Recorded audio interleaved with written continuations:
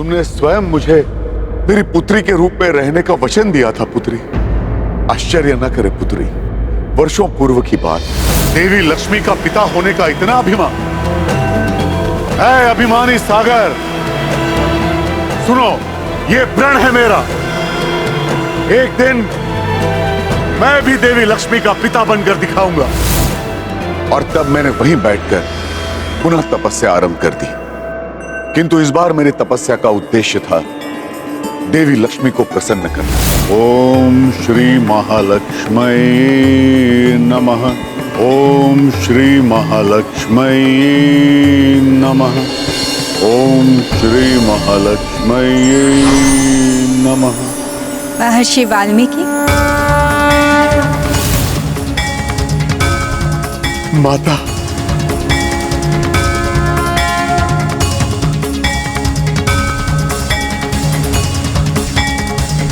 माता, माता लक्ष्मी। महर्षि वाल्मीकि, आपके तपस्या ने मुझे प्रसन्न कर दिया है। आप संसार के समस्त सुख, वैभव एवं समृद्धि कुछ भी प्राप्त कर सकते थे, किंतु आपने जिस उद्देश्य से मेरी तपस्या की है, आप उसके अधिकारी हैं।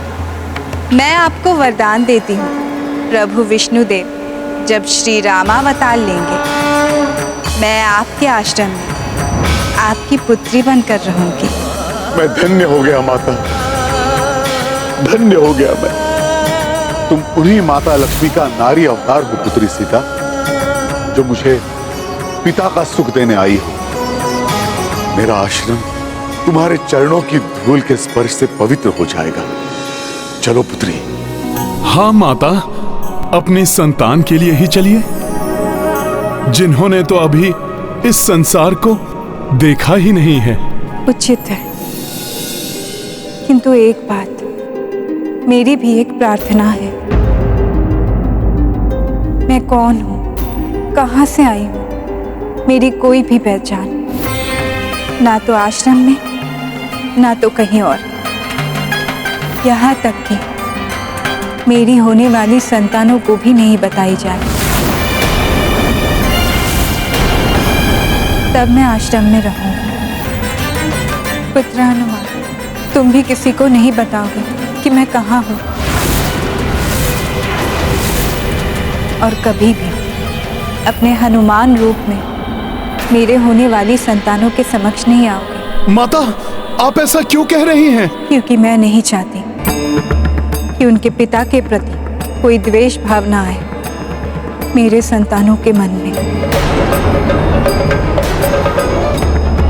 जब उन्हें ये ज्ञात हो कि उनके पिता का नाम श्री राम है, जिन्होंने उनकी माता को त्याग दिया है। वचन चाहिए मुझे आप दोनों से।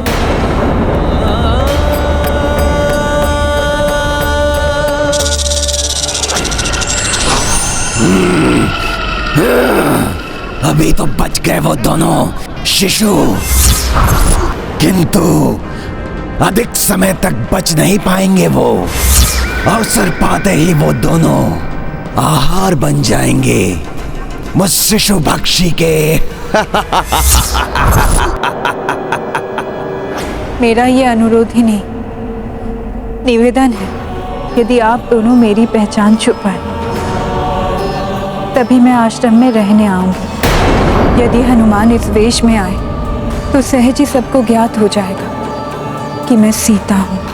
मेरी संतानें भी यही जान जाएंगी तो अपने पिता से मिले बिना नहीं रह पाएंगी। किंतु माता, हर संतान को अपने पिता के बारे में। हनुमान, भावनाएं बहुत बलवती होती है। पिता या संतान में से किसी को भी एक दूसरे के बारे में ज्ञात हुआ तो दोनों ही एक दूसरे से मिले बिना नहीं रह पाएंगे। फिर रघुनंदन के इतने बड़े त्याग का अर्थ ही क्या रह जाएगा। मैं कदापि ये सहन नहीं कर पाऊंगी। किंतु पुत्री, मैं अपने ही आराध्य से इतना बड़ा भेद छुपाऊं? इतनी बड़ी दुविधा में मुझे मत डालो पुत्री। आपकी दुविधा भी उचित है ऋषिवर, किंतु मैं माता के मन की व्यथा समझ रहा हूं, इसलिए जैसा माता चाहती हैं मैं वैसा वचन देने के लिए प्रस्तुत हूं। माता, आपका ये पुत्र हनुमान आपको वचन देता है कि ये हनुमान आपकी संतानों के समक्ष या आश्रम में या आपके कक्ष की ड्योढ़ी के भीतर कभी अपने सत्य स्वरूप में नहीं आएगा, और ना ही कोई कभी हनुमान से ये जान पाएगा कि आपकी वास्तविक पहचान क्या है माता। और माता, ना ही आपकी संतानें जान पाएंगी कि उनके पिता कौन है। यदि यही भाग्य का लेखा है पुत्री, तो मैं ऋषि वाल्मीकि तुम्हें वचन देता, जैसा तुम चाहती हो वैसा ही होगा।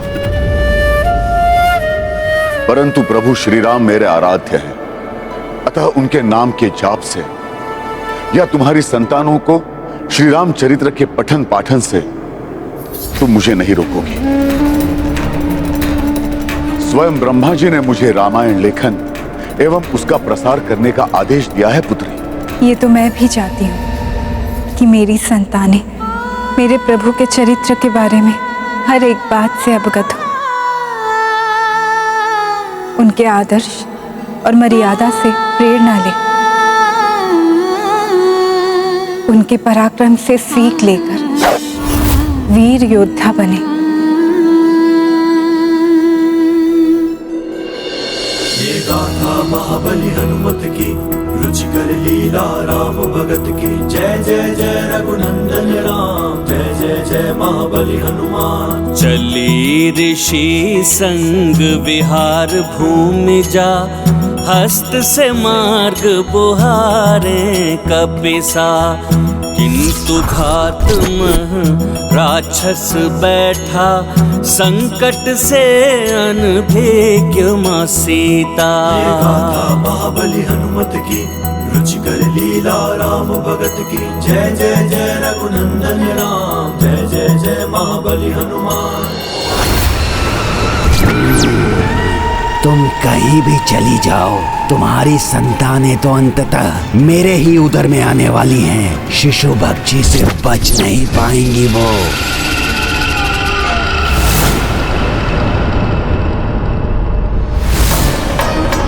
ये रथ, अशुभ रथ, जिस पर मुझे भाभी माँ को घोर वन में छोड़कर आना पड़ा, इस रथ के मैं टुकड़े टुकड़े कर दूंगा।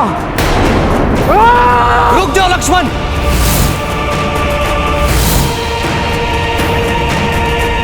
क्या तुम्हारे रोष को स्वीकार है? जिस रथ पर भाभी माँ के पावन चरण अंतिम बार पड़े हो, तुम उसे तोड़कर नष्ट कर देना चाहते हो। क्या अभागा हूँ भरत भैया मैं, जो भाभी माँ को। अब तो बस यही प्रार्थना है कि भाभी माँ को किसी अच्छे आश्रम में शरण मिल जाए।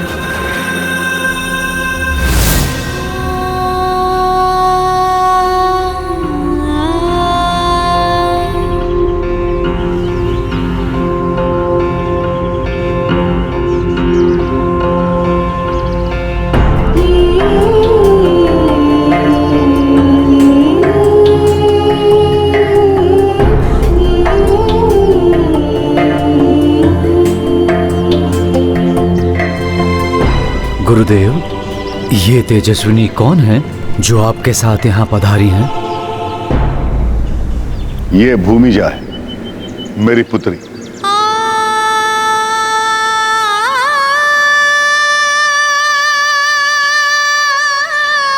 गर्भिणी है, इसलिए हमारे आश्रम आई। अब से ये हमारे साथ ही रहेगी। पितृवर, ये तो बहुत अच्छा है। हमारे आश्रम में शिशु की किलकारियां गूंजेंगी। हाँ, बहुत आनंद आएगा।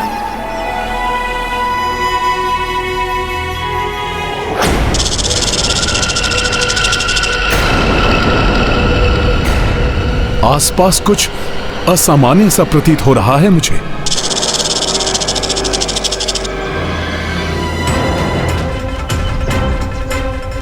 इसी ओर से ध्वनि आ रही है।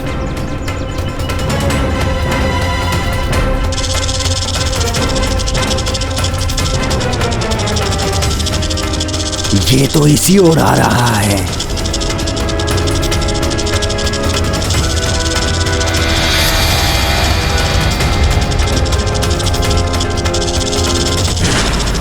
किसी आसुरी शक्ति का आभास हो रहा है मुझे।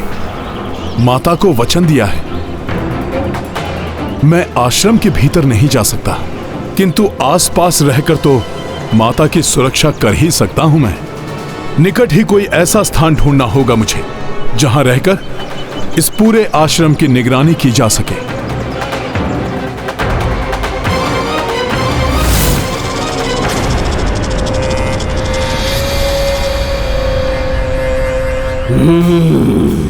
तुम निगरानी करते रह जाओगे वानर, और मैं भक्षण कर जाऊंगा शिशुओं का। छुपकर वार करना मेरी विशेषता है।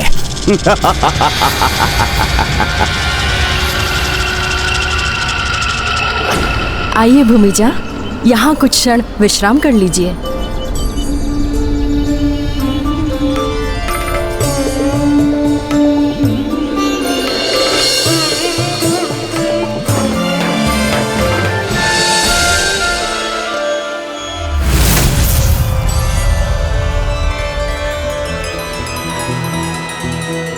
ये लो भूमिजा, ये नवीन फल, इन्हें ग्रहण करो। ऐसी अवस्था में भोजन आदि का पूर्ण ध्यान रखना चाहिए। ये मेवे भी ग्रहण कीजिए, गर्भस्थ शिशु के पोषण के लिए ये आवश्यक है। सब माता की सेवा में लगी हुई हैं, अब मैं निश्चिंत हूं।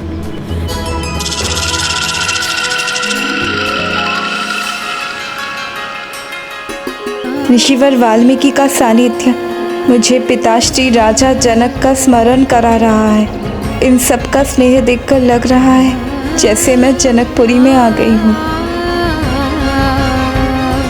आइए भूमिजा, आपको कुटिया में ले चलती हूँ।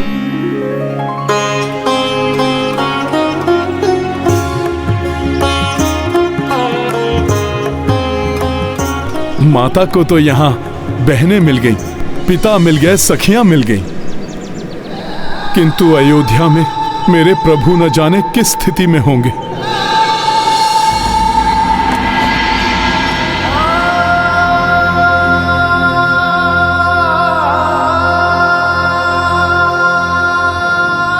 अब तो बस यही प्रार्थना है कि भाभी माँ को किसी अच्छे आश्रम में शरण मिल जाए। नहीं, मैं यहाँ सुख की शैया पर और वहां प्रिय सीते मन में ना जाने किस स्थिति में, मुझे इस सुख का कोई अधिकार नहीं।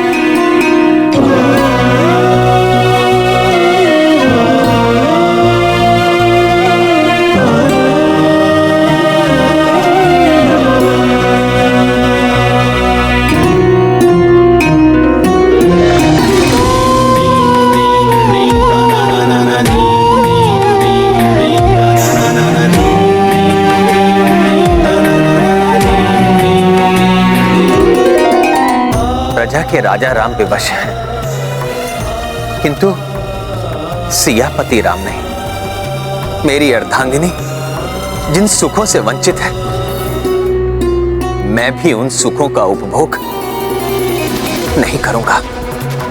ये एकांत मेरी प्रिय, मेरी सीते को समर्पित है। यहां तो मैं राजा राम ना रहकर मेरी प्रिय सीते का राम रह सकता हूं।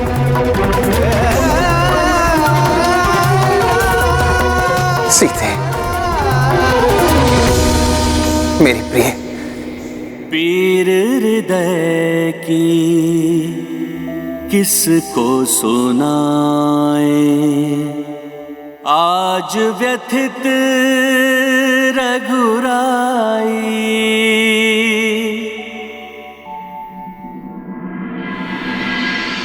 अब तो एकाकी होंगी माता। हे विधाता, ये आपने कैसा विधान लिख दिया है। मेरे प्रभु और मेरी माता के भाग्य में उधर प्रभु विरहाकुल होकर अश्रुपूरित नेत्रों से माता को स्मरण कर रहे होंगे और इधर माता भी विरह में व्याकुल होंगी।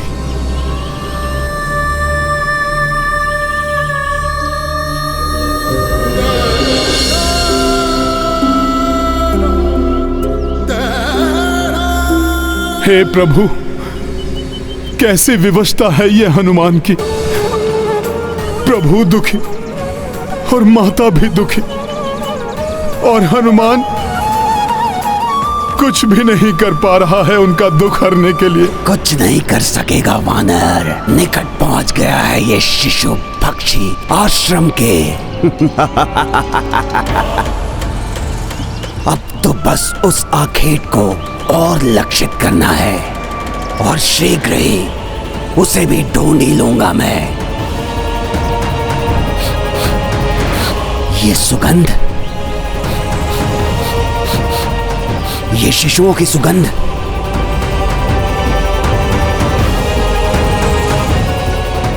ये शिशुओं की सुगंध तो उस ओर से आ रही है।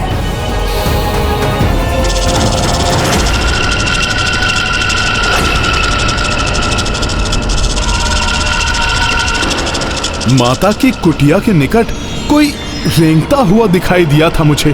क्या करूं? दूसरी ओर तो यहां से दिखाई नहीं देगा। जब तक माता कुटिया में एकाकी है, मुझे पूर्ण सतर्कता एवं सूक्ष्मता से कुटिया के चारों ओर घूमते हुए पहरा देना होगा, जिससे कि कोई आसुरी शक्ति माता के निकट ना पहुंच सके।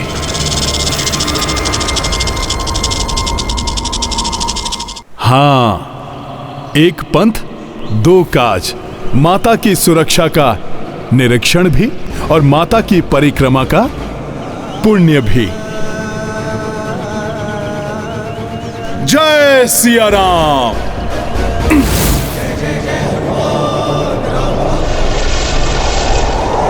जय सिया राम। जय जय सिया राम। जय सिया राम। जय जय सिया राम। जय सिया राम।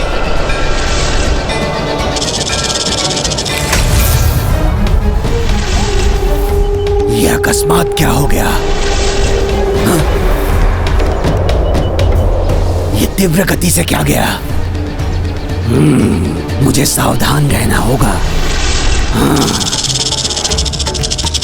जय सिया राम। जय जय सिया राम।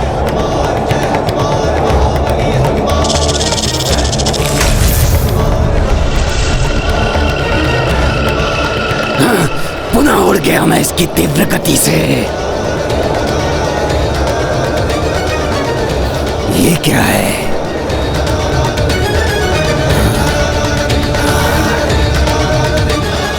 जय सिया राम। जय सिया राम। जय सिया राम। जय जय सिया राम। जय सिया राम। अच्छा, तो ये इस वानर का किया धरा है। बड़ा आकार धारण कर नहीं सकता और छोटे आकार में इस वानर के कारण प्रवेश नहीं कर सकता। देखते हैं कब तक इसकी परिक्रमा करता है। कभी तो रुकेगा और उसके रुकते ही जय सिया राम। जय सिया राम। जय सिया राम। जय सिया राम। जय सिया राम। ये चहु और गूंजता प्रभु और पुत्री सीता का नाम।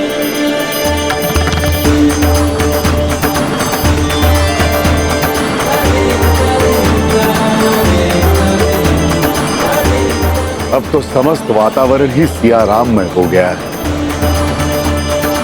इससे अधिक उपयुक्त समय क्या होगा रामायण लेखन के आरंभ का। हनुमान, ये सिया राम का नाम आपके ही श्रीमुख से प्रस्फुटित हुआ है। जय सिया राम। जय सिया राम।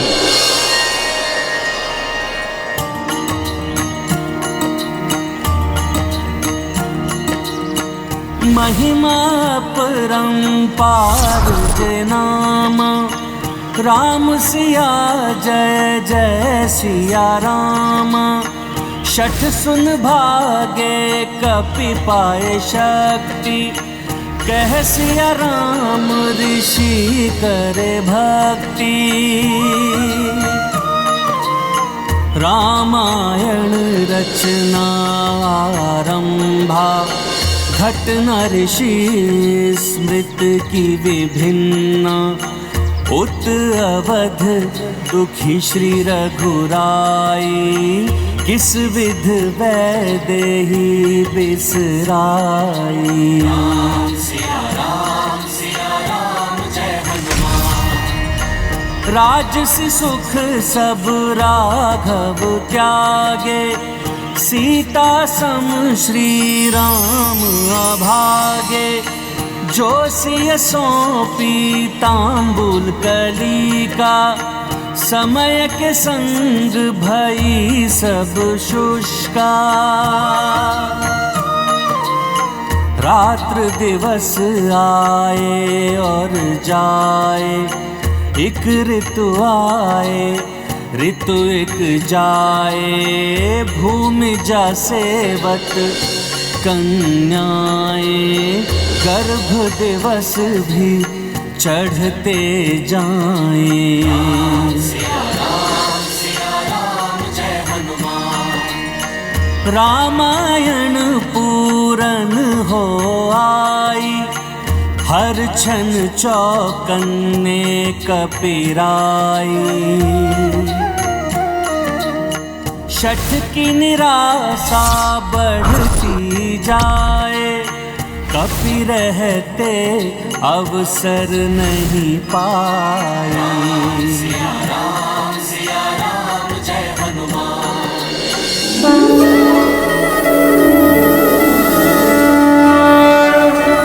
सब कुछ इतना अच्छा क्यों हो रहा है? क्या होने वाला है?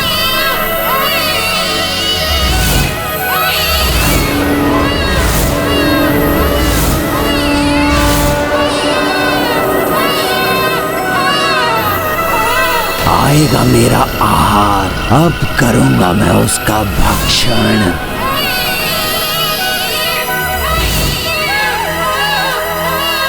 समय अपनी गति से चलता है, दुख के बाद सुख भी अवश्य आता है। आवश्यकता है तो केवल धैर्य की।